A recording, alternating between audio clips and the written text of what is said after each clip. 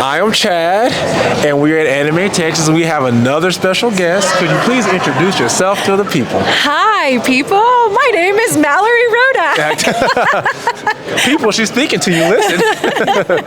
I'm a voice actress. I have a ton of roles under my belt. I don't know if you can see my table here. Got a lot of characters on here. We have Frieren from Frieren Beyond Journey's End, Yukino from Fairy Tail, Elise from Mushoku Tensei, the Great Sage from That Time I Got Reincarnated as a Slime, and tons of other characters. So we're here at Anime Texas just having a great time. Okay, That Time I Got Reincarnated as a Slime. It's so funny. Like, anime titles are just so, like, they're very descriptive about what the show's going to be about. Like, every time you watch it, except for Fooly Cooly, but every other one, you know exactly what it's going to be about. I feel like, That Time I Got Reincarnated as a Slime, that was like the first one where it was like, oh, this is a really long anime title. And then it started this trend of just super long, descriptive anime titles. And now it's just outrageous. Like, some of them are like 3 lines long. You're like, oh, okay. I always joked about, like, man, someone's going to make an anime about that time I got reincarnated at the fridge. And when I saw that, I'm like, come on, bro, that's crazy. That can't be real. I saw that show and I was like, okay, honestly, cool. I want to be in it. That's cool. Yeah.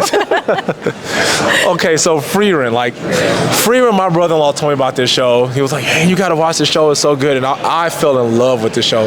Just like everybody else, I'm sure, because it's so great, right? How did you get attached to working on Frieren? Oh my gosh. Well, also, I fell in love with the show too. I first heard about it really when I got the role, which was pretty cool. I got a text. They said, hey, we want you to voice Frieren, and the show's called Frieren. And so I was like, oh my gosh, that's like the title character in an anime. That's really cool. So that was the first time I had heard about it, and I started Googling, watching YouTube videos of people who were super hyped to see what the anime was going to be like. And so that's kind of how it all started. I had worked with our director, Jade Saxton, on a few projects, and she thought I was right for the role, and I'm so grateful that she considered me for Frieren, because it has really changed my life. Frieren has changed my life. Okay. So I love Frieren and how, like, I love that, like, she's very, like, nonchalant about, like, how great she is. But she also gets trapped in a treasure chest. Like, she's like a sucker for treasure. Do you share any, like, personality traits with her? Oh, yes. Hopefully you don't get trapped in treasure chests. Oh, yes. Well, I mean, in one way or another, yes. Sometimes I do. Okay. So first of all, Frieren and I, we're both very super sleepy. So I have this sticker here that we made, Sleepy Girl Club, awake at what cost? That's now, I may not be a girl, but that's my club right there. Everyone is welcome in the Sleepy Girl Club. I can sleep at any moment, like, at any time. I am so sleepy. It is so hard to wake me up in the morning. And so we definitely share that trait in common. And then also, I, like Frieren, love my trinkets. So you talk about getting stuck in a chest, kind of, because I love, there's this thing called mini brands. It's like these balls, and you open them up, and it's a blind bag, and you don't know what you're going to get. And you just get, like, the dumbest little pieces of tiny fake food, like a bag of tiny goldfish, or like a tiny can of Pepsi. It has no purpose at all, but for some reason, like Frieren, I'm like, I love it. I want to collect more. See, I wish I could be like, that's weird. Why would you do that? But our podcast wall is Funko Pops. Like, there's a whole mountain and wall of Funko Pops. So you get no judgment from me on that. Okay, good. And speaking of Funko Pops, I mean, Frieren, she needs one. Oh, we need a campaign for Frieren to have the next Funko Pop. Frieren Funko Pops, please and thank you. We definitely need those. They just released, like, the Chainsaw Man one, so there's no reason why Frieren should get it. That's what I think. So, like I said, Frieren, like, it's captivated everybody. Everybody talks, like you said, so you were going online when you were looking up the role, when you got attached to it, and you were seeing the reactions to Frieren and how much people loved it. What do you think makes people love Frieren so much? Why do you think it's so special? Gosh, that's such a good question. I think there's a lot of things about the story itself that are really special. The fact that it's set after the big battle, I just feel like you don't see many stories like that. That's just what I was telling Jordan. It was like, you never see a story where the big battle happens and now it's life outside of that. You never see that. That's what I think. So I think it's unique in that regard. And then I feel like a lot of people can relate to the characters.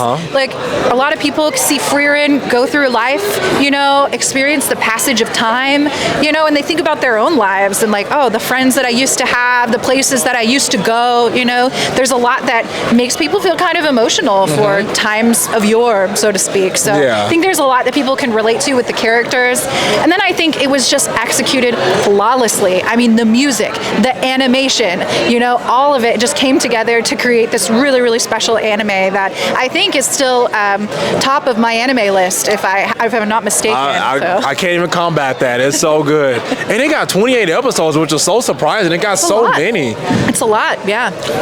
So, what are you hoping for Frieren? Like, if there's another season, like, what would you like to see her do? Oh my gosh. Well, I'm kind of cheating because I have read ahead in the manga. Okay. Because as soon as it ended, I was like, oh, my characters, like, are they okay? I need to read ahead and see what's going to happen. So there are some things that I've read that I'm really excited to see how they might animate that. Okay. So I'm excited for those things. But ultimately, what I want is I want to see Frieren make it to Enda and be able to communicate with Himmel.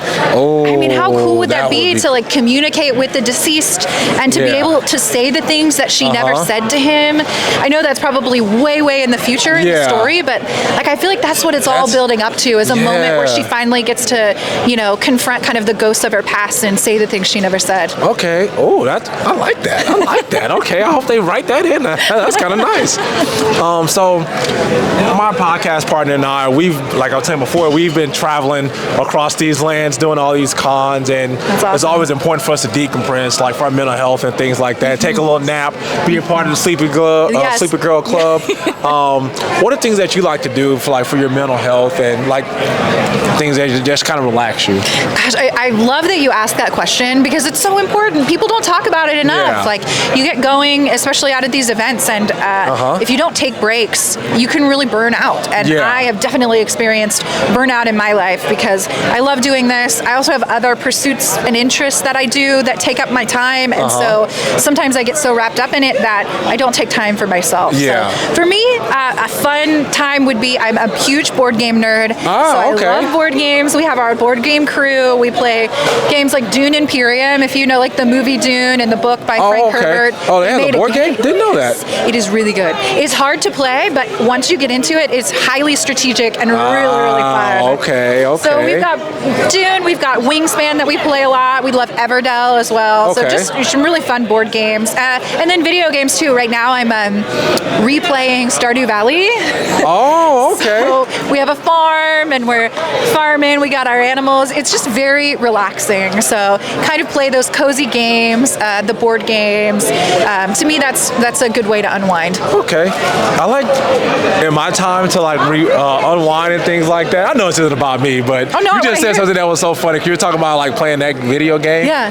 My game to relax is Super Smash Brothers. Oh my god. And it's like my wife is like, I'm so like tense because I'm like playing. I'm like, oh come on, like oh you're cheating. She's like, but then I'm like I'm so relaxed. She's like, how are you relaxed? You were just like going crazy playing this game. Oh, that's so funny. See, when I play it, I'm just like mashing buttons. I don't really know what's going on. I'm terrible at it. So very not relaxing for me. Yeah. But I know what you mean. Everyone has that game. They're like, this makes me feel good. So that's awesome.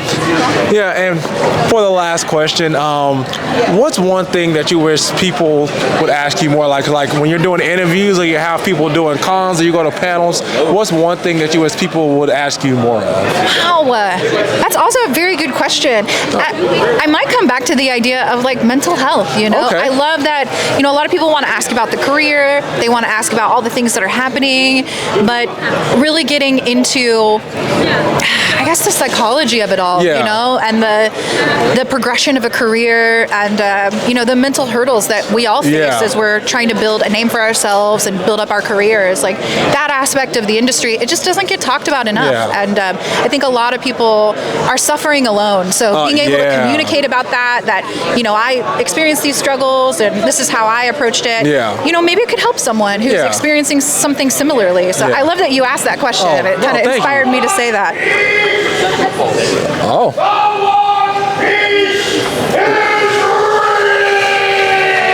Oh my God, yeah, the One Piece is real, let's go. Whitebeard said it himself, so it's official. That's awesome. Well, Mallorie, thank you so much for doing this with us. I truly appreciate it. Oh my gosh, what an amazing way to end the interview. Yeah, that is perfect. Like the One Piece is real. Like, so hopefully Frieren finds her One Piece. Yes. Like I'm hoping she finds hers. You know. I like that. Well, Yeah. thank you for the time. I No appreciate problem. it. I won't hold you up because you have an actual Frieren behind Jeremy that wants to see you. So I'm not going to take up any more of your time. Thank you so much. I really Thank appreciate you. it. Awesome. Bye. Peace out, guys.